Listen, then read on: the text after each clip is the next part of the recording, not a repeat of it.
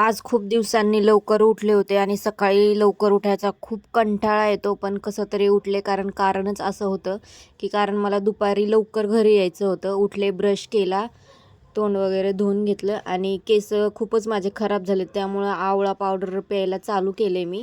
त्याची टेस्ट खूप बेकार लागते, पण थोडीशी आवळा पावडर जास्त टाकली तर थोडा आंबूसपणा येतो आणि थोडी टेस्ट बरी लागते.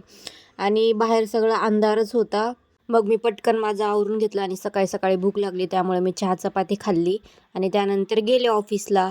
आज ऑफिसचं काही शूट नाही केलं, कारण खूप घाई होती मला आणि पटपट कामं आवरली आणि घरी आले. त्यात लाईट पण गेली, कारण आज कारणच असं होतं. तर म्हणून आज सगळी एवढी घाई केली आणि छत्रपती संभाजी महाराज ह्यांना आज मानवंदना देण्यात आली.